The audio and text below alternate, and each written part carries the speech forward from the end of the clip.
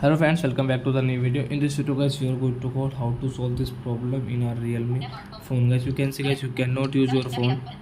What is happening in your phone? So guys, don't worry guys. In this video guys, I will show you guys how can you solve this problem in your Realme phone guys. So let's see. Whatever guys I will do in this video guys, if you do same, so as you can solve this problem, you can solve this problem guys. We call it guys TalkBack. So guys, don't worry.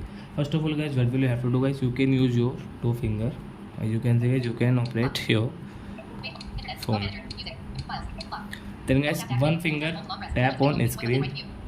Oh guys, setting. Guys, two tap continue like that.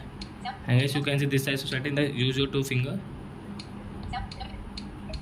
Additional setting guys, one finger tap, two tap continue. Accessibility, again one tap, two tap, talk back, one tap, two tap guys.